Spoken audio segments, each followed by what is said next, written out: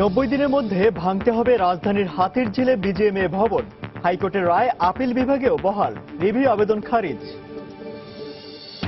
কেরানীগঞ্জের কালীগঞ্জে jeans pant কারখানাগুলোর ব্যবসায় দুর্দিন। অধিক সংখ্যা আর মৌসুমী ব্যবসায়ীদের অদূরদর্শিতাকে দায়ী করছেন পুরনো ব্যবসায়ীরা। প্রায় 6 মাস ধরে বন্ধ উত্তরাঞ্চলের সরকারি এলপি গ্যাস সরবরাহের একমাত্র ডিপো। বিপাকে 14 জেলার গ্রাহক। পুরনো সিলিন্ডারে পানি মিশিয়ে গ্যাস দেওয়ার অভিযোগ। কুষ্টিয়ায় ডাইং কারখানায় বিষাক্ত তরল বর্জ্যে দূষিত গড়াই নদী। নানা রোগে আক্রান্ত তীরবর্তী মানুষ। আইনি ব্যবস্থা নেওয়ার কথা জানালো জেলা প্রশাসন। এবং টেকনাফের নাফ নদের জারিয়ার দ্বীপে গড়ে তোলা হচ্ছে দেশের প্রথম স্বতন্ত্র ট্যুরিজম পার্ক। পর্যটক আকর্ষণে ঝুলন্ত ব্রিজ, কেবল কার ছাড়াও থাকবে ভাসমান কটেজ।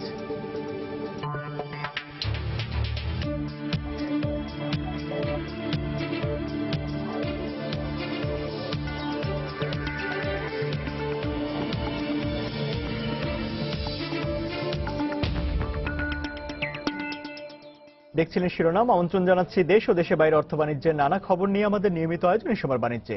আপনাদের সঙ্গে আছি আমি ইমতিয়াজ আহমেদ। রাজধানীর হাতিরঝিলে বিজিএমএ ভবন ভাঙার হাইকোর্টের নির্দেশ বহাল রেখেছে আপিল বিভাগ। এই মুহূর্তে আদালত চত্বরে আছেন রিপোর্টার আফজাল হোসেন। সরাসরি চলে যাচ্ছি তার কাছে। আফজাল। ইমতিয়াজ, ভেঙে ফেলতে হচ্ছে রাজধানীর হাতিরঝিলের বিস্ফোরা, এবং যেটিকে বলা হয়ে থাকে যে হাইকোর্ট বিভাগ যেটি রায় দিয়েছিলেন যে ক্যান্সারে পরিণত হয়েছে হাতিরঝিল, সেই বিজিএমই ভবনটি আঠারোতলা ভবনটি ভেঙেই ফেলতে হচ্ছে। সবশেষ বিজিএমই ভবন কর্তৃপক্ষ মূলত বেশ কয়েক বছর ধরে দীর্ঘ আইনি লড়াই চালিয়েছেন। হাইকোর্ট, আপিল বিভাগ এবং সেই আপিল বিভাগের রিভিউ আবেদন, সেই রিভিউ আবেদনটি আজকে সকালবেলা খারিজ হওয়ার পরে মূলত সেই ভবনটি ভেঙে ফেলার ক্ষেত্রে সকল ধরনের আইনি যে বাধা, সে আইনি বাধা কেটে গেল। তো এরপরই মূলত যেহেতু রিভিউ আবেদনটি খারিজ হয়ে গেছে এবং হাইকোর্ট বিভাগ যে রায় দিয়েছিলেন যে 90 দিনের মধ্যে ভবনটি ভেঙে ফেলতে হবে এবং বিজিএমই কর্তৃপক্ষকেই সেই ভবনটি ভাঙার জন্য বলা হয়েছিল, এবং যদি রাজুক সেই ভবনটি ভেঙে ফেলে তাহলে রাজুককে যাবতীয় খরচ বহন করতে বলা হয়েছিল বিজিএমইকে। তো এখন যেহেতু বিজিএমই ভবনের আবেদনটি খারিজ হয়ে গেছে এবং আপিল বিভাগ আগের রায়টি বহাল রেখেছেন, অর্থাৎ 90 দিনের মধ্যে যে বিজিএমই ভবনটি ভেঙে ফেলার কথা, সেই ভবনটি ভেঙে ফেলার আদেশ এখনো পর্যন্ত বহাল আছে। যদিও আজকে রিভিউ আবেদনটি খারিজ হওয়ার পরে বিজিএমই কর্তৃপক্ষ আরেকটি নতুন করে আবেদন করেছেন, যেহেতু তারা বলছেন যেহেতু আপিল বিভাগে রায়টি দিয়েছেন সেই রায়টি তারা মানতে বাধ্য, তবে তাদেরকে এই ভবনটি ভেঙে ফেলতে 3 বছর সময় লাগবে, এই জন্য তারা 3 বছর সময় আবেদন করেছেন। যদিও এই আবেদনের বিষয়ে শুনানি হয়েছে এবং শুনানির পরে মূলত ভবনটি সম্পর্কে কথা বলছি। স্যার, আমরা একটু সরাসরি সম্প্রচারে আছি, যদি বিজিএম এর অর্ডারটা আমাকে একটু সংক্ষেপে যদি বলেন। ওটা বিজিএম এর কর্তৃপক্ষ বলেছে যে তাদের বিল্ডিং ভেঙে অন্য জায়গায় শিফট করতে এবং এরকম এস্টাবলিশমেন্ট করতে তাদের সময় দরকার। তা আদালত বলেছেন তাদেরকে দরখাস্ত করার জন্য। আদালত শিফটিং এর মানে এটা যে অবৈধ এই ব্যাপারে কোনো কথা চলবে না। কিন্তু কথা হলো তারা যদি বাইরে যাওয়ার জন্য সময় চায়, সেই সময়ের ব্যাপারে আমিও বলেছি সরকার পক্ষ থেকে যে একটু সময় দরকার। আর বিজিএমএ কর্তৃপক্ষ বলেছে, তখন আদালত বলেছেন তাদেরকে দরখাস্ত দেওয়ার জন্য যে শিফট করতে কতদিনের ভিতরে ওনারা শিফট করতে পারবেন সেটা। এমনি অর্ডারটা তো স্যার আগের যে আপিল রিভিউ আবেদনটি খারিজ হয়ে গেছে। না রিভিউ ব্যাপারে যেটা করতে চেয়েছিল, এটা যে অবৈধ হয়েছে বিল্ডিং করা এবং এটার পারমিশন দেওয়া কোনো মতনই ঠিক হয়নি, এগুলো ঠিকই আছে।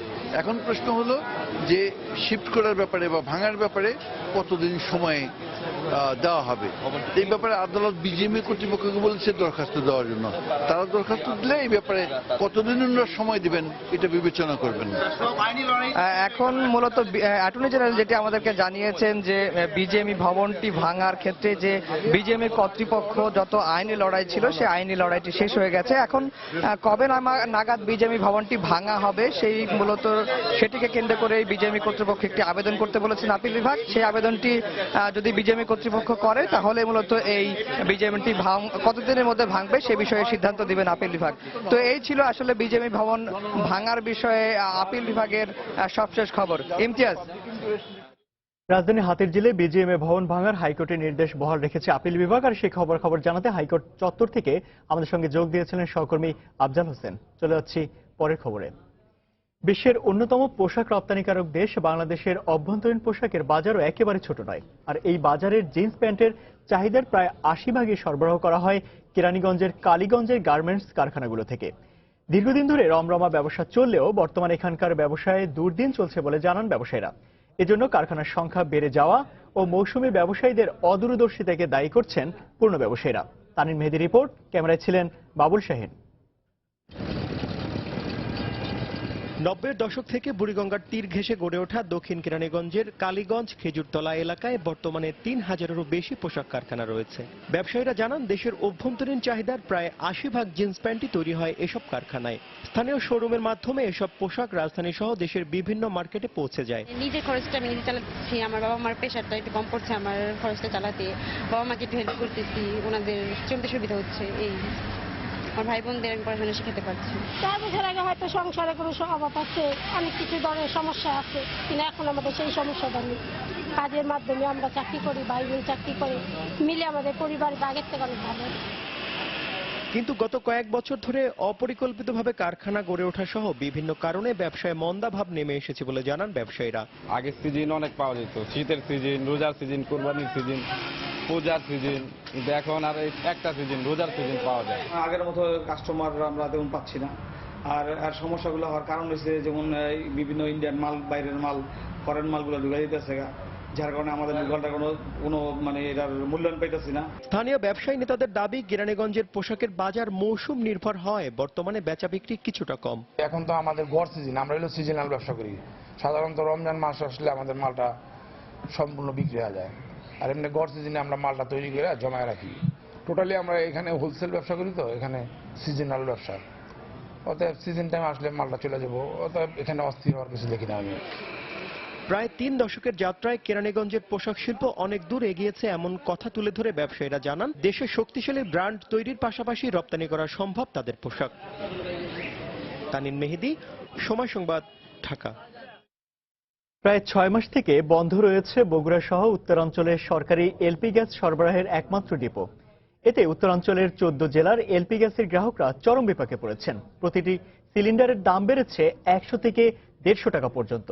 এছাড়া ক্রেতাদের অভিযোগ, তাদের পুরাতন সিলিন্ডারে পানি মিশ্রিত গ্যাস দেওয়া হচ্ছে। শিগগিরই এ ডিপো চালু না হলে বৃহত্তর আন্দোলনের হুমকি দিয়েছে পরিবেশক সমিতির নেতারা। তবে সংশ্লিষ্ট কর্মকর্তা বলছেন নতুন স্থানে ডিপো স্থাপনে প্রক্রিয়া চলছে। বিস্তারিত জানাচ্ছেন মাজিদুর রহমান, ক্যামেরায় ছিলেন রবিউল ইসলাম। গত বছরে 20 আগস্ট বিপিসির নিয়ন্ত্রণাধীন বগুড়া ডিপোতে ট্রাক থেকে গ্যাস ভর্তি সিলিন্ডার নামাতে গিয়ে ভয়াবহ বিস্ফোরণ ঘটে। সেই থেকে বন্ধ রয়েছে বিপিসির অধীন পদ্মা, মেঘনা ও যমুনা অয়েল কোম্পানির এলপি গ্যাসের ডিপো। ডিপো বন্ধ থাকায় ডিলারদের সিরাজগঞ্জের বাঘাবাড়ি ঘাট থেকে এলপি গ্যাসের সিলিন্ডার আনতে হচ্ছে। এতে করে খরচ বাড়ছে আর এর প্রভাব পড়ছে ভোক্তা পর্যায়ে। এছাড়া পুরাতন গ্যাস সিলিন্ডার ও পানি মিশ্রিত গ্যাস নিয়ে অভিযোগের শেষ নেই গ্রাহকদের। গ্যাসটা আগে আমরা যেটা সঠিক মূল্যে পেতাম 700 টাকায়, এখন আমাদের সেখানে 800 থেকে 750 টাকাও দিতে হয়। ডিপো চেঞ্জ হওয়ার কারণে এখন পুরানো মানের বোতল আসতেছে। কিছুদিন আগে এখানে বিস্ফোরণ হয়ে অনেক ক্ষয়ক্ষতি হয়েছে, আমরা ভয়ে থাকি যে কখন বাসায় বিস্ফোরণ ঘটবে।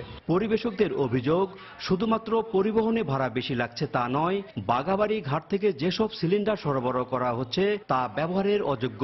ভালভ লিকেজ, তারপরে আপনার ওর ভিতর পানি থাকতেছে, ওজনে কম থাকতেছে, বাস্ট হচ্ছে, আগুন ধরতেছে, এবং সিলিন্ডার ক্রেতারা ভোক্তারা ক্রয় করার পরেও আমাদেরকে ফিরে দিয়ে যাচ্ছে। বাঘাবাড়ি থেকে এই মাল উত্তোলন করলে পার সিলিন্ডারে 100 টাকা বেশি খরচা হয়, সেই খরচাটা ভোক্তাদের উপরে পড়ে যায়। তাই শীঘ্রই ডিপো চালু না হলে বৃহত্তর আন্দোলনের হুঁশিয়ারি দিয়েছেন উত্তরাঞ্চলের এলপি গ্যাস পরিবেশক সমিতির নেতা।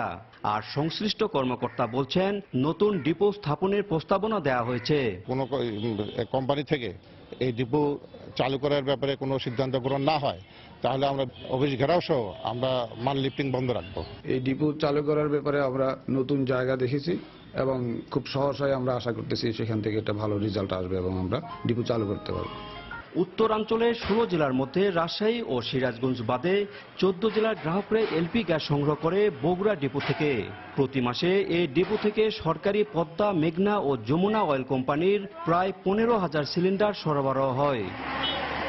মাজিদুর রহমান, সময় সংবাদ, বগুড়া। রাজধানী গুলিস্তানে ফিটনেসবিহীন গাড়ির বিরুদ্ধে অভিযান চলছে। এই মুহূর্তে সেখানে কথা বলছেন মেয়র সাইদ খোকন। আমরা সরাসরি চলে যাচ্ছি সেখানে। আইন অনুযায়ী পরিচালনা করবে, এই ব্যাপারে এক বিন্দু ছাড় দেওয়া হবে না। এটা আমাদের স্পষ্ট এবং সুস্পষ্ট বক্তব্য। এই ব্যাপারে কোনো ধরনের দ্বিমত, কোনো ধরনের সংশয়, কোনো ধরনের আশঙ্কা থাকবে না। আইন নিজস্ব গতিতে চলবে। আমরা আইনের প্রয়োগ আইন অনুযায়ী করব। দায়িত্বপ্রাপ্ত ম্যাজিস্ট্রেট আইন অনুযায়ী শাস্তির বিধান করবে। ঢাকা শহরে কিন্তু এই অঞ্চলটায় বিশেষ করে এইগুলোর ব্যাপারে কি সিদ্ধান্ত নেবেন? কাছে আমি করি যে প্রচন্ড অনেক কিন্তু বেগুনা আছে এবং তাদের চালক একেবারে আকারণ নিচে বাচ্চারা চালায় এবং অনিয়ন্ত্রিতভাবে গাড়িগুলো চলে রাস্তায়। সে বিষয়ে আপনাদের কোনো সিদ্ধান্ত হবে কিনা? এই যে অপ্রাপ্ত বয়স্ক যে সমস্ত ড্রাইভার, তাদের ন্যূনতম সিভিক সেন্স আছে বলে আমার মনে হয় না। যাত্রীদের প্রতি তাদের আচরণ এমন ধরনের রূঢ় এবং বাস পরিচালনা এবং লেগুনা পরিচালনায় সহায়তাকারী যে সমস্ত অপ্রাপ্ত বয়স্ক ছেলেপেলে রয়েছে, তাদের আচরণ অত্যন্ত আপত্তিকর। আইনের আওতায় এনে তাদের শাস্তির বিধান করা হবে। এখনো তো চলছে, এখন যারা আমরা আজকে এটা শুরু করলাম। এই অভিযান পরিবহন ব্যবস্থাপনায় শৃঙ্খলা না আসা পর্যন্ত এই অভিযান অব্যাহত রাখবো ইনশাল্লাহ। ধন্যবাদ। ঘোড়াগাড়ির ব্যাপারে কি সিদ্ধান্ত হবে? ঘোড়াগাড়ি দেখুন, এটা একটা ঢাকা ঐতিহ্যবাহী শহর। এই আমাদের যে ঘোড়াগাড়ি রয়েছে এটা অনেকটা বিলুপ্ত প্রায়, কিন্তু আমাদের ঐতিহ্য এবং সংস্কৃতির সঙ্গে ঘোড়াগাড়ির বিষয়টি ওতপ্রোতভাবে জড়িয়ে আছে। আমরা চাই এই শহরে ঘোড়াগাড়ি চলুক, পর্যটকরা আকর্ষিত হোক, এটার ব্যবহার করুক। আমরা প্রয়োজনে তাদেরকে প্রণোদনা দেব এবং সুষ্ঠু ব্যবস্থাপনার মধ্যে নিয়ে আসব। আপনাদের সকল রাজধানী গুলিস্তানে ফিটনেসবিহীন গাড়ির বিরুদ্ধে অভিযান চলছে, আর সেখানকার সেই খবরাখবর জানাতে এবং সেখানে আমাদের সঙ্গে কথা বলছিলেন ঢাকা দক্ষিণের মেয়র সাইদ খোকন। আমরা সরাসরি ছিলাম সেখানে। চলে যাচ্ছি পরের খবরে। কুষ্টিয়ার ডাইং ও সুতার রঙের কারখানার বিষাক্ত তরল বর্জ্যে দূষিত হচ্ছে গড়াই নদী। দূষণের কারণে নদী তীরবর্তী এলাকার মানুষ দেখা দিয়েছে নানা রোগ। ডাইং কারখানার কারণ দর্শানোর নোটিশ জবাবের পরে আইনগত ব্যবস্থা নেওয়া হচ্ছে বলে জানিয়েছে জেলা প্রশাসন। কুষ্টিয়া থেকে বাবুল হোসেনের ছবি ও এস এম রাশিদের তথ্য নিয়ে ডেস্ক রিপোর্ট। কুষ্টিয়া কুমারখালীর ডাইং এবং সুতা রং করার কারখানার বিষাক্ত বর্জ্য ড্রেন হয়ে গিয়ে মিশেছে গড়াই নদীতে। ফলে দূষিত হচ্ছে নদীর পানি। আর নদীর পানি ব্যবহার করার কারণে নানা ধরনের রোগে আক্রান্ত হচ্ছেন নদী পাড়ের মানুষ। এমনকি কৃষিকাজে নদীর পানি ব্যবহারও অনুপযোগী হয়ে পড়েছে। জেলা প্রশাসন ডাইং কারখানাগুলোকে নদী দূষণের জন্য কারণ দর্শানোর নোটিশ দিয়েছে। ডাইং ও রং করার কারখানায় নানা ধরনের রাসায়নিক দ্রব্য ব্যবহার করা হয় বলে জানান সুতা রং করার কারিগররা। এক হাতা হাইড্রোজ ঘুটিয়ে ভ্যাটে দিলাম, ভ্যাটে দিয়ে ছাড়ি আবার ধন চিপিয়ে ঘুরাইয়া চিপিয়ে আর ইট ফেলা দিলাম।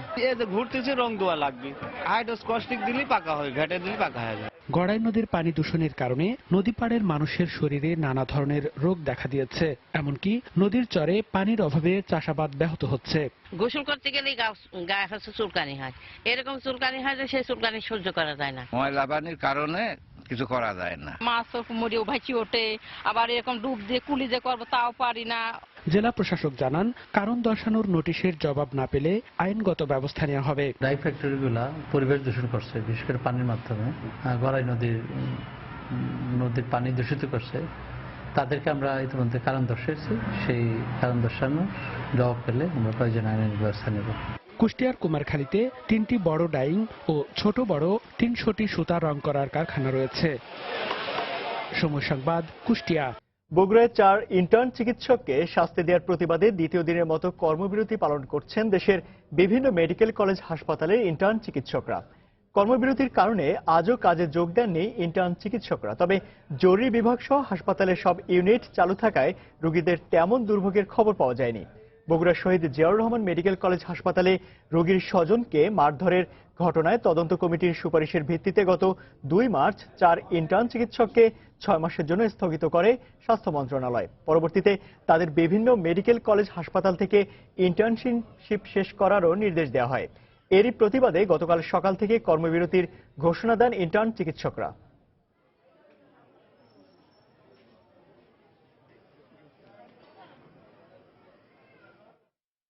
দর্শক, ইন্টার্ন চিকিৎসকদের কর্মবিরতির খবর জানাতে এই মুহূর্তে সিলেটের ওসমানী মেডিকেল কলেজ হাসপাতালে আছেন সহকর্মী ইকরামুল কবির, বরিশাল মেডিকেল কলেজ হাসপাতালে আছেন ফিরদৌস সোহাগ এবং ময়মনসিংহ মেডিকেল কলেজ হাসপাতালে আছেন হারুন রশিদ।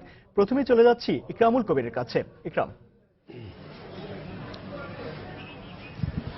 ইমতিয়াজ, আপনি যেটা বলছিলেন গতকালকে সকাল থেকে ইন্টার্ন চিকিৎসকরা যে ধর্মঘট চালিয়ে যাচ্ছেন, সে কারণে বিশেষ করে আমি যে ওসমানী মেডিকেল কলেজ হাসপাতাল দাঁড়িয়ে আছি সেখানে চিকিৎসা সেবা তেমন কোনো ব্যাহত হচ্ছে না।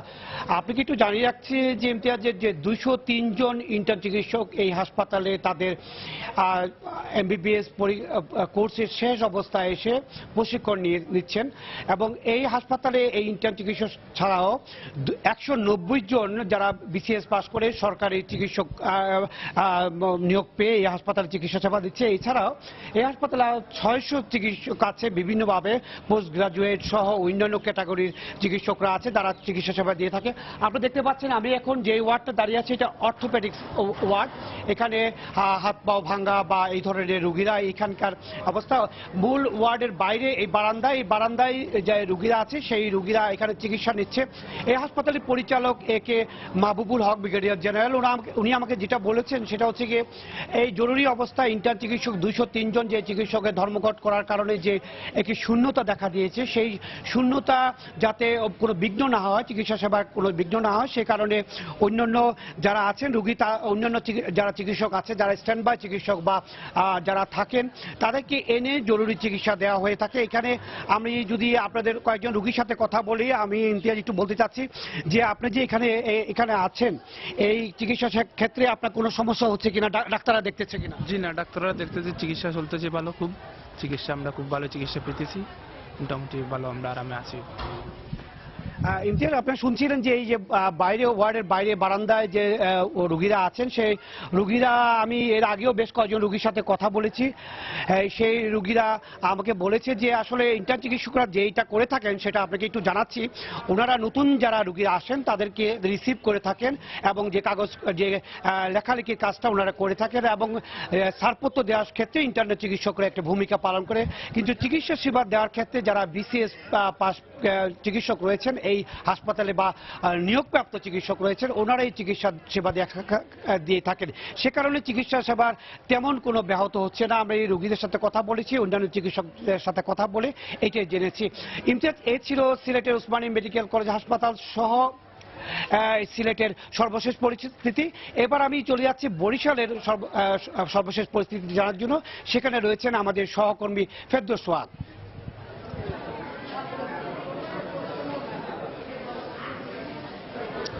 ধন্যবাদ ইকরাম আপনাকে। সারা দেশের মতো কিন্তু বরিশালেও গতকালকে থেকে ইন্টার্ন ডক্টররা ধর্মঘট আহ্বান করেছেন এবং গতকালকে দুপুরের পর থেকে মূলত এখানে ধর্মঘটটি শুরু হয়েছে।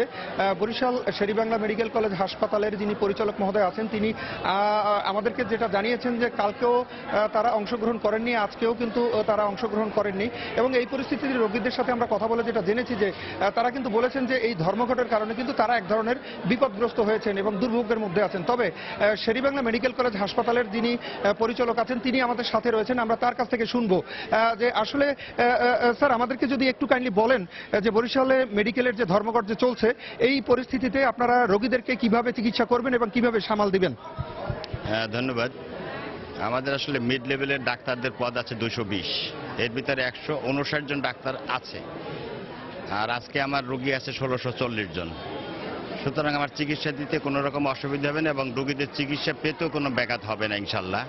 আমাদের যে ডাক্তার সাহেবরা আছে তারা অতিরিক্ত সময়ে কাজ করতেছেন, যারা রাত্রে কাজ করছেন গত রাত্রে তারা কিন্তু এখন ডিউটি করতেছেন, অর্থাৎ 8 ঘন্টার জায়গায় 12 ঘন্টা থেকে 14 ঘন্টার মতো সবাই কাজ করবে। তবে রোগী একটু বেশি এটা ঠিক, তবে চিকিৎসার কোনো ত্রুটি হবে না ইনশাল্লাহ। এই পর্যায়ে এসে আপনার কি মনে হয় যে ধর্মঘট কবে নাগাদ প্রত্যাহার হতে পারে? কোনো আলোচনার কোনো এটা ঠিক জানি না, তবে আমাদের তরফ থেকে যতটা সম্ভব আমরা আমাদের ইন্টার্ন ডক্টরদের অ্যাসোসিয়েশনের যারা নেতৃবৃন্দ তাদের সাথে আলোচনা করেছি, তারা অতি শীঘ্রই কাজে ফিরে আসতেও ইচ্ছুক এবং আমরা আশা করি অতি শীঘ্রই কাজে আসবেন তারা। আচ্ছা, ধন্যবাদ আপনাকে। আমরা যেটা শুনছিলাম যে আমাদের সাথে কথা বলছিলেন যে বরিশালের পরিচালক, তিনি আমাদেরকে একটা জিনিস জানিয়েছেন যে আসলে ধর্মঘটের কারণে যে সমস্যাটা তৈরি হয়েছে এই সমস্যাটাকে থেকে উত্তরণের জন্য তারা চেষ্টা চালিয়ে যাচ্ছেন এবং অতিরিক্ত যারা ডাক্তার রয়েছেন এখানকার সবাইকে স্ট্যান্ড বাই রাখা হয়েছে যাতে রোগীরা দুর্ভোগ থেকে দুর্ভোগটা কম হয়। কিন্তু রোগীরা কিন্তু আমাদেরকে জানিয়েছেন যে আসলে দুর্ভোগটা তাদের থেকেই যাচ্ছে, কারণ যারা সাধারণত যারা এই ইন্টার্ন ডক্টর রয়েছেন তারা কিন্তু প্রাথমিকভাবে চিকিৎসাটা তারাই দিয়ে থাকেন। তো আমার কাছে এই ছিল মোটামুটি বরিশালের সর্বশেষ। আমরা এখন যাব ময়মনসিংহের, সেখান থেকে আমাদের সহকর্মী হারুন রশিদ জানাবেন সেখানকার ইন্টার্ন ডক্টরের ধর্মঘটের সর্বশেষ খবর। ধন্যবাদ সোহাগ। বগুড়ার মেডিকেল কলেজের 4 শিক্ষার্থীর ইন্টার্নি চিকিৎসকের ইন্টার্নশিপ বাতিল 6 মাসের জন্য স্থগিত করার যে ঘোষণা, সেই ঘোষণার প্রতিবাদে এবং সেই শাস্তির প্রত্যাহারের দাবিতে ময়মনসিংহ মেডিকেল কলেজ হাসপাতালেও ইন্টার্ন চিকিৎসকরা গত দুদিন ধরে কর্মবিরতি পালন করছেন এবং এই কর্মবিরতির কারণে চিকিৎসা কার্যক্রমে কিছুটা সমস্যা হচ্ছে এবং এখানে আমরা সকাল থেকেই হাসপাতালে আছি। হাসপাতালে দেখেছি যে আসলে ময়মনসিংহ মেডিকেল কলেজ এই অঞ্চলের একটি সর্ববৃহৎ হাসপাতাল এবং চিকিৎসা সেবার একমাত্র নির্ভরযোগ্য প্রতিষ্ঠান হওয়ার কারণে এই হাসপাতালে প্রচুর রোগী ভিড় করে থাকেন। এখানে 1000 শয্যার হাসপাতাল হলেও এখানে প্রায় 3000 রোগী সবসময় ভর্তি থাকেন এই হাসপাতালে, যার কারণে আসলে এই ইন্টার্ন চিকিৎসকদের ধর্মঘটের কারণে কিছুটা সমস্যা হচ্ছে। আমরা এখন যারা দায়িত্ব পালন করছেন চিকিৎসক, তাদের সাথে কথা বলেছি, রোগীদের সাথে কথা বলেছি। তারা যেটা বলেছেন যে আসলে চিকিৎসা কার্যক্রম চলছে, তবে চিকিৎসা প্রাপ্তিতে রোগীদের কিছুটা বিলম্ব হচ্ছে এই ইন্টার্ন চিকিৎসক না থাকার কারণে। এই হাসপাতালে রোগীর চাপ থাকার কারণে আসলে যখন ইন্টার্নি চিকিৎসকরা চিকিৎসা কার্যক্রমে থাকেন তখনও তাদের এই রোগীদের ম্যানেজমেন্ট করতে হিমশিম খেতে হয়। তার উপর এখন এই মুহূর্তে এই ধর্মঘটের কারণে কিছুটা সমস্যা হচ্ছে।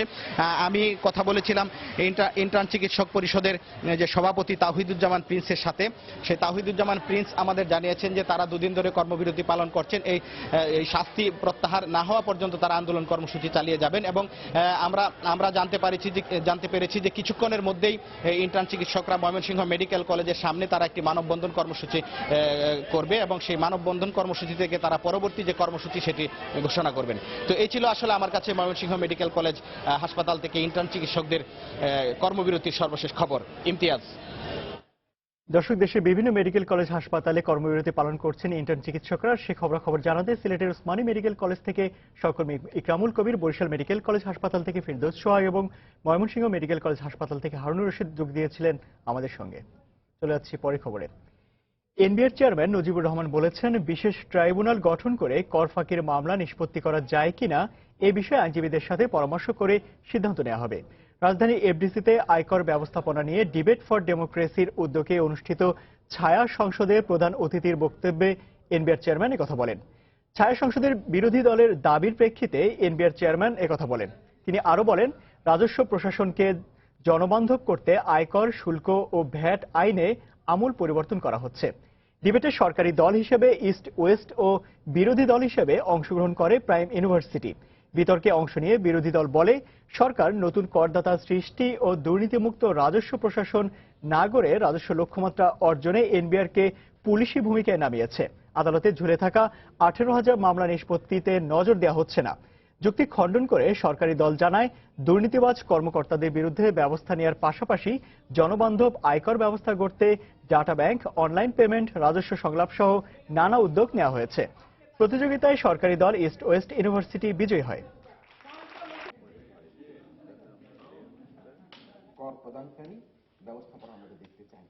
আমাদের ট্রাইব্যুনাল আছে, এটা বিচার বিভাগের মতো নিরপেক্ষভাবে কাজ করে, কিন্তু কর ফাঁকিবাজদের নিয়ে ট্রাইব্যুনাল করার বিষয়টা আমি আইনজীবীদের সাথে পরামর্শ করব।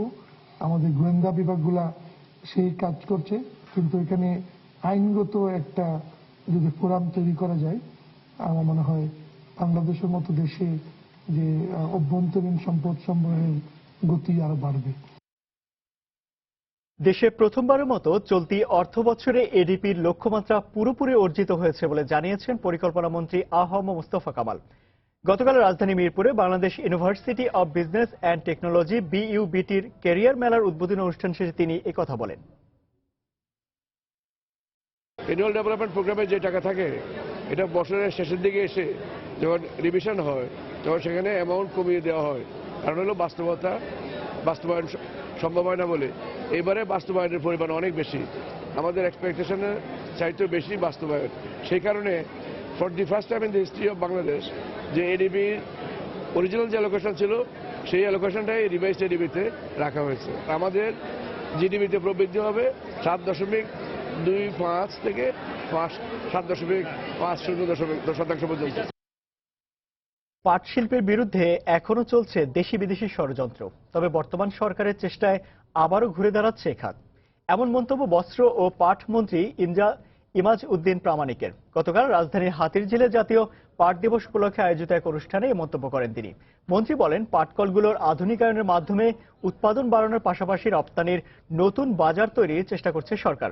প্রতিমন্ত্রী মির্জা আজম, বিজেএমসির চেয়ারম্যান মাহমুদুল হাসান ছাড়াও অনুষ্ঠানে পাট ব্যবসায়ীরা অংশ নেন।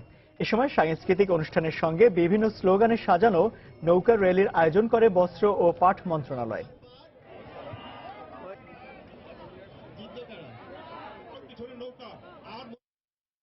কেনিয়াতে ফেব্রিক্স ও নিট পণ্য সহ দ্বিপাক্ষিক বাণিজ্য বৃদ্ধির ক্ষেত্রে শুল্ক বাধা নিরসনে দ্রুত পদক্ষেপ নেওয়ার আহ্বান জানিয়েছেন বিকেএম এর সহ সভাপতি আসলাম সানি। গতকাল রাজধানী বিকেএম ভবনে বিকেএম এর সদস্য ও কেনিয়ার বাণিজ্য প্রতিনিধি দলের সাথে সাক্ষাৎ অনুষ্ঠানে কথা বলেন তিনি। আন্তর্জাতিক বাণিজ্য পরিচালনার ক্ষেত্রে 25% শুল্ক বাধা কেনিয়ায় বাংলাদেশি পণ্য রপ্তানি বৃদ্ধির ক্ষেত্রে প্রধান প্রতিবন্ধকতা বলে উল্লেখ করেন তিনি। এ সময় কেনিয়ার সাথে বাংলাদেশের বাণিজ্য সম্পর্ক, বিশেষ করে নিট শিল্প বাণিজ্য ও নতুন বাজার সম্ভাবনা নিয়ে দুপক্ষের মধ্যে আলোচনা হয়। অনুষ্ঠানে উদীয়মান বাজার হিসেবে কেনিয়াতে বাংলাদেশি পণ্যের ব্যাপক সম্ভাবনা রয়েছে বলে উল্লেখ করেন আলোচকরা।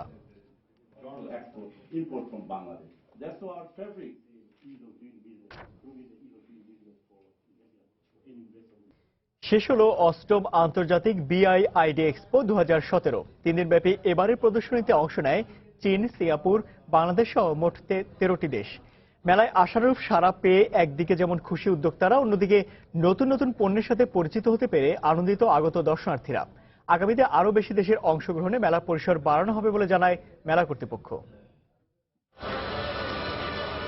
সবুজ অর্থনীতির স্বপ্ন প্রতিটি দেশেরই। সেজন্য দরকার প্রাকৃতিক ভারসাম্য ও পরিবেশের ক্ষতিসাধন না করে অর্থনৈতিক উন্নয়ন। আর সে লক্ষ্যেই রাজধানীর বঙ্গবন্ধু আন্তর্জাতিক সম্মেলন কেন্দ্রে আয়োজন করা হয়েছিল অবকাঠামো নির্মাণের বিভিন্ন উপাদান নিয়ে 3 দিনব্যাপী অবকাঠামো উন্নয়ন মেলা। মেলায় দেখা গেছে অবকাঠামো উন্নয়নে সংশ্লিষ্ট গ্রিন এনার্জি সেভিং, ইকোসেভ, পাওয়ার, সোলার ইউনিট সহ পরিবেশ বান্ধব নানা ধরনের ভবন তৈরির যন্ত্রাংশ। আমাদের কাছে আছে প্রিফেব্রিকেটেড স্টিল বিল্ডিং, সাবস্টেশন, যত ধরনের অটোমেশন প্যানেল লাগে ইন্ডাস্ট্রি চালানোর জন্য সব ধরনের অটোমেশন প্যানেল আছে। লাইটিং সলিউশনগুলো দিয়ে থাকি এবং লাইটও প্রোভাইড করে থাকি। আমাদের নিজস্ব কোম্পানি, নিজস্ব ফ্যাক্টরি আছে চায়নাতে। দেশে রিনিউয়েবল এনার্জিতে পর্যাপ্ত কাজ করার সুযোগ আছে, সেই সুযোগগুলো আমাদেরকে দিতে হবে। এবারের মেলায় আশানুরূপ সাড়া পাওয়ায় বেশ খুশি বিক্রেতারা। সাড়া পাচ্ছি, অনেকে ক্যাটালগ ব্রোশিয়া নিয়ে যাচ্ছেন এবং বলছেন আমরা বাড়ি করতেছি, ইন্ডাস্ট্রি করতেছি, আমাদের এখানে কেবল লাগবে, আপনারা যোগাযোগ করবেন। মেলায় আলহামদুলিল্লাহ আমরা ভালোভাবে সাড়া পাচ্ছি এবং আমাদের অলরেডি আমরা মার্কেটে one of the রেপুটেড company in our country. মেলায় নতুন নতুন পণ্যের সাথে পরিচিত হতে পেরে ও পছন্দের পণ্যগুলো একই ছাদের নিচে পেয়ে উচ্ছ্বাস প্রকাশ করেন আগত দর্শনার্থীরা। জেনারেটরটা সম্পর্কে জানতে চাইলাম যে আসলে এটার কাজটা কি এবং কতটা ব্যাকআপ আমাকে দিতে পারবে। লেটেস্ট যে টেকনোলজিগুলো আসছে সেগুলি আমি মেইনলি বের করার চেষ্টা করছি। নতুন ইনোভেটিভ প্রোডাক্ট আছে, এই জন্য প্রতিবারই আসি কোনো মেলা হলে। আগামীতে মেলার পরিসর আরো বাড়ানো হবে বলে জানান মেলা কর্তৃপক্ষ। ইন্ডিয়া মিনিস্ট্রি অফ পাওয়ার তারাও আগ্রহ প্রকাশ করেছে, আগামী বছর তারা আমাদের সাথে অ্যাসোসিয়েট পার্টনার হিসেবে থাকবে এবং নতুন ম্যানুফ্যাকচারিং কোম্পানিগুলো যোগ হবে এবং এই মেলার পরিসর, এক্সিবিশনের পরিসরটা আরো অনেক বাড়বে। এবারের মেলায় 13টি দেশের মোট 90টি বিদ্যুৎ সাশ্রয়ী, টেকসই, পরিবেশ বান্ধব শিল্প প্রযুক্তি নির্মাতা ও সেবাদানকারী প্রতিষ্ঠান অংশগ্রহণ করে। মামুন আব্দুল্লাহ, সময় সংবাদ, ঢাকা। কক্সবাজারের টেকনাফের নাফ নদীর মাঝে জেগে ওঠা দ্বীপে দেশের প্রথম স্বতন্ত্র ট্যুরিজম পার্ক হিসেবে গড়ে তুলতে যাচ্ছে বাংলাদেশ ইকোনমিক জোন অথরিটি। স্থায়ীভাবে জারিয়ার দ্বীপ হিসেবে পরিচিত এ পর্যটন কেন্দ্রটিকে নাফ ট্যুরিজম পার্ক হিসেবে নামকরণ করা হচ্ছে। ঝুলন্ত ব্রিজ, কেবল কার, রাত্রি যাপনের জন্য ভাসমান কটেজ থেকে শুরু করে দেশ বিদেশের পর্যটককে আকর্ষণ করতে সব ধরনের পর্যটন সুবিধা থাকছে সেখানে। বিস্তারিত জানাচ্ছেন পার্থপ্রতিম বিশ্বাস। বাংলাদেশ মিয়ানমার সীমান্তে নাফ নদীর মাঝেই রয়েছে ছোট্ট একটি দ্বীপ, স্থানীয়ভাবে যার নাম জালিয়ার দ্বীপ। এক পাশে টেকনাফ আর অন্য পাশে মিয়ানমার। পাহাড় আর নদী ঘেরা অপরূপ সৌন্দর্যে এমনিতেই প্রাকৃতিক রূপের অধিকারী টেকনাফ। সেই সৌন্দর্যকে আরো বাড়াতে ও দেশ বিদেশের পর্যটককে আকৃষ্ট করতে প্রাকৃতিকভাবে সৃষ্ট দ্বীপকে ঘিরে গড়ে উঠেছে দেশের প্রথম বিশেষায়িত নাফ ট্যুরিজম পার্ক। পর্যটকদের জন্য যে সুযোগ সুবিধাগুলো ব্যবস্থা করা দরকার, তাদেরকে উপহার দেওয়া প্রয়োজন। তো এটা হবে প্রথম একটা সমন্বিত উদ্যোগ। 271 একর জায়গার উপর অবস্থিত এই পার্কে ঝুলন্ত ব্রিজ, কেবল কার, রাত্রি যাপনের কটেজ, ভাসমান রেস্টুরেন্ট সহ নানাবিধ সুবিধা থাকবে। শুধু পর্যটন নয়, এর সাথে সংশ্লিষ্ট অন্যান্য সুযোগ সুবিধা বাড়ালে ব্যবসায়ীরা যেমন বিনিয়োগে উৎসাহিত হবে, তেমনি এটিকে আলাদা টুরিস্ট স্পট হিসেবে বিদেশিদের জন্য নানা ধরনের বিনোদন রাখতে হবে বলে জানালেন চট্টগ্রাম চেম্বারের এই নেতা। যখন দেখবেন যে কানেক্টিভিটি বাড়বে, যখন দেখবেন ট্রান্সপোর্ট বাড়বে, যখন দেখবেন যে এয়ার কানেক্টিভিটি বাড়বে, তখন ব্যবসায়ীরা অটোমেটিক বিনিয়োগ করবে। কক্সবাজারের এই হোটেল ব্যবসায়ী জানালেন, পর্যটকদের আকর্ষণে কক্সবাজার এবং আশপাশের এলাকাগুলোতে অবকাঠামোগত সুযোগ সুবিধা যতই বাড়বে, ততই কর্মসংস্থানের সুযোগ সৃষ্টি হবে এই পর্যটন স্পটকে ঘিরে। ইকো ট্যুরিজমে আমরা বিভিন্ন রকমের গ্রিন এবং অন্যান্য অংশগুলি আমরা তুলে নিয়ে আসতে পারি, এবং এর সাথে সাথে আমরা যদি ওয়াটার রিসোর্ট, যদি ওয়াটার স্পোর্টস এবং অন্যান্য জিনিসগুলিকেও যদি আমরা অ্যাড করতে পারি, তাহলে টুরিস্টরা শুধুমাত্র শীতকালে আসবে সেই জিনিসটা তখন হবে না, টুরিস্টরা সারা বছর আসবে। 2 থেকে 2.5 বছরের মধ্যে পর্যটক আসার জন্য এটি পুরোপুরি প্রস্তুত হবে বলে জানিয়েছে ইকোনমিক জোন অথরিটি। আর এটি প্রস্তুত করতে প্রায় 250 কোটি টাকা বিনিয়োগ করতে হবে। পরবর্তীতে প্রকল্পটি পাবলিক প্রাইভেট পার্টনারশিপের ভিত্তিতে যারা নেবে, তারাও 3000 কোটি টাকার মতো এখানে বিনিয়োগ করবে বলে আশা বেজা চেয়ারম্যানের। পার্থপ্রতিম বিশ্বাস, সময় সংবাদ, চট্টগ্রাম।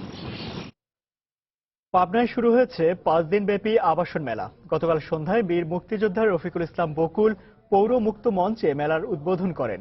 পরে মেলা উপলক্ষে এক বর্ণাঢ্য অনুষ্ঠানের আয়োজন করা হয়। অনুষ্ঠানের শুরুতেই কেক কেটে উদ্বোধন করেন আমন্ত্রিত অতিথিরা। পরে সাংস্কৃতিক অনুষ্ঠানে জেলার স্থানীয় শিল্পীরা নাচ ও গান পরিবেশন করেন। পরে ক্লোজ আপ 1 তারকা নুলকের একক সঙ্গীত অনুষ্ঠান অনুষ্ঠিত হয়। মেলায় 5টি প্রকল্পে 12টি স্টল রয়েছে বলে জানিয়েছে আয়োজকরা। আগামী 9 মার্চ মেলা সমাপ্ত হবে।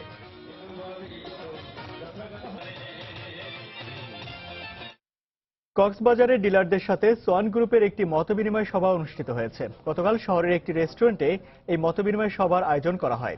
এ সময় কক্সবাজার ও বান্দরবান জেলার ডিলাররা উপস্থিত ছিলেন। অনুষ্ঠানে প্রধান অতিথি হিসেবে উপস্থিত ছিলেন সোয়ান গ্রুপের চেয়ারম্যান ও ব্যবস্থাপনা পরিচালক খবিরউদ্দিন খান। তিনি বলেন, গ্রাহকদের হাতে পণ্য পৌঁছে দেওয়ার ক্ষেত্রে সেবামূলক আচরণকে প্রাধান্য দিতে হবে। দেশের বাইরের অর্থ বাণিজ্যের খবর। যুক্তরাষ্ট্রের ফেডারেল রিজার্ভ ব্যাংক এ মাসেই সুদের হার বাড়াতে যাচ্ছে, যা এর পরের বছর আরেক দফা বাড়বে বলে জানিয়েছে ব্যাংকটির চেয়ারম্যান জ্যানেট ইয়েলেন। সম্প্রতি তিনি শিকাগোতে এক বাণিজ্য সম্মেলনে বলেন, অর্থনীতির মূল্যায়নে ফেডারেল ফান্ডের বেঞ্চমার্ক সুদ হার কিছুটা বাড়ানো হবে। তিনি বলেন, কর্মসংস্থানের সুযোগ বৃদ্ধির সাথে সাথে মূল্যস্ফীতিও লক্ষ্যমাত্রার কাছাকাছি ছিল। এছাড়া গবেষণায় দেখা গেছে 0.75% সুদের হার বাড়ানো যেতে পারে। তার এমন মন্তব্যের পর মার্কিন শেয়ার বাজারের সূচক 80 পয়েন্ট বেড়েছে।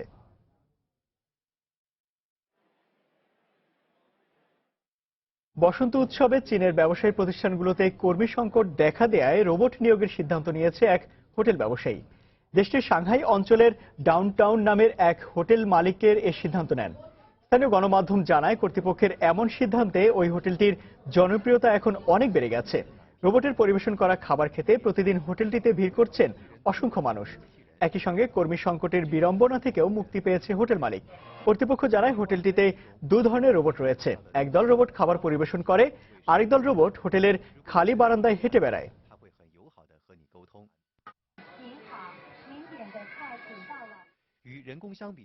এবার জানিয়ে দেব ঢাকা স্টক এক্সচেঞ্জের লেনদেন পরিস্থিতি। চলে যাচ্ছে ডিএসসি অফিসিয়াল ওয়েবসাইটে। সকাল থেকে এখন পর্যন্ত আমরা লেনদেনের যে পরিস্থিতি দেখতে পাচ্ছি, তাতে ঢাকা স্টক এক্সচেঞ্জের প্রধান সূচক অর্থাৎ ডিএসসি এক্স ইন্ডেক্স এবং ডিএসসি সরিয়ে সূচক ডিএসসি এস ইন্ডেক্স সহ ডিএসসি 30 ইন্ডেক্স, 3টি ইন্ডেক্সই কিন্তু আমরা নিম্নমুখী প্রবণতার মধ্য দিয়ে লেনদেন অতিবাহিত হতে দেখেছি। প্রথমে যদি আমি জানিয়ে দিই, ঢাকা স্টক এক্সচেঞ্জের প্রধান সূচক অর্থাৎ ডিএসসি এক্স, এই সূচকটি এখন পর্যন্ত 6.32 পয়েন্ট হারিয়েছে এবং অবস্থান করছে 5508 পয়েন্টে। একই ধারাবাহিকতা রয়েছে অন্য একটি সূচক অর্থাৎ ডিএসসি যে বাছাই সূচক ডিএসসি 30 ইন্ডেক্স, এখানেও 3.82 পয়েন্ট হারিয়েছে এবং অবস্থান করছে 2017 পয়েন্টে। নিম্নমুখী প্রবণতা রয়েছে ডিএসসি সরিয়ে ভিত্তিক সূচক ডিএসসি এস ইন্ডেক্স, এখানে 0.44 পয়েন্ট কমে অবস্থান করছে 1303 পয়েন্টে। টাকার অঙ্কে এখন পর্যন্ত লেনদেন হয়েছে আমরা দেখতে পাচ্ছি 3 কোটি টাকার, যার মধ্যে দর বেড়েছে 105টি প্রতিষ্ঠান, দর অপরিবর্তিত রয়েছে 51টি প্রতিষ্ঠান এবং দর কমেছে 130টি প্রতিষ্ঠানের। টপ 20 শেয়ারের তালিকা একটু দেখে নেই, অর্থাৎ প্রথম শেয়ারের লেনদেনের দিক থেকে প্রথম 20টি শেয়ারের অবস্থান কি কি রয়েছে। প্রথমে আমরা দেখতে পাচ্ছি RSRM স্টিল 85 টাকা 90 পয়সার দর নিয়ে তালিকার 1 নম্বরে অবস্থান করছে, যার সর্বোচ্চ দর 86 টাকা 20 পয়সা এবং সর্বনিম্ন দর 83 টাকা 60 পয়সা। গতকাল আমরা এই প্রতিষ্ঠানটি 83 টাকা 20 পয়সায় লেনদেন হতে দেখেছি, অর্থাৎ গতকালের তুলনায় আজকের কিন্তু কিছুটা দর বেড়েছে এই প্রতিষ্ঠানটির। তালিকার পরবর্তী অবস্থান অর্থাৎ বারাকা পাওয়ার রয়েছে তালিকার 2 নম্বরে 51 টাকা 40 পয়সা দর নিয়ে, যার সর্বোচ্চ দর 52 টাকা এবং সর্বনিম্ন দর 51 টাকা 20 পয়সা। যদিও গতকাল 51 টাকা 10 পয়সায় লেনদেন হতে দেখেছি আমরা এই প্রতিষ্ঠানটির। তালিকার পরবর্তী অর্থাৎ 3 নম্বরে অবস্থান করছে আমরা দেখতে পাচ্ছি লঙ্কা বাংলা ফিনান্স খাতের একটি প্রতিষ্ঠান, 61 টাকা 20 পয়সা দর নিয়ে, সর্বোচ্চ দর 62 টাকা এবং সর্বনিম্ন দর 60 টাকা 80 পয়সা রয়েছে এখন পর্যন্ত এই প্রতিষ্ঠানটির। তালিকার পরবর্তী অবস্থান প্যাসিফিক ডেনিম লিমিটেড 4 নম্বরে অবস্থান করছে 28 টাকা 70 পয়সা দর নিয়ে, 28 টাকা 90 পয়সা সর্বোচ্চ এবং 28 টাকা 10 পয়সা সর্বনিম্ন দরে এখন পর্যন্ত আমরা লেনদেন হতে দেখছি এই প্রতিষ্ঠানটি। তালিকার পরবর্তী অর্থাৎ 4 নম্বরের পরবর্তী অবস্থান 5 নম্বরে রয়েছে শাহ ডেনিম 83 টাকা দর নিয়ে, যদিও 83 টাকা 60 পয়সা সর্বোচ্চ দরে লেনদেন হয়েছে এবং 82 টাকা 40 পয়সায় সর্বনিম্ন দরে এই প্রতিষ্ঠানটি এখন পর্যন্ত লেনদেন হয়েছে। গতকাল এই প্রতিষ্ঠানটি 82 টাকা 20 পয়সা লেনদেন হয়েছিল, অর্থাৎ গতকালের তুলনায় আজকের কিছুটা দর বেড়েছে এই প্রতিষ্ঠানটির। তালিকার পরবর্তী অর্থাৎ 6 নম্বরে রয়েছে active fine finance, active fine, যার সবশেষ লেনদেন 51 টাকা 20 পয়সা এবং সর্বোচ্চ দর 51 টাকা 70 পয়সা অবস্থান করছে। যদিও এই প্রতিষ্ঠানটি সর্বনিম্ন 51 টাকা পর্যন্ত এখন পর্যন্ত লেনদেন শেষ করেছে এই প্রতিষ্ঠানটির।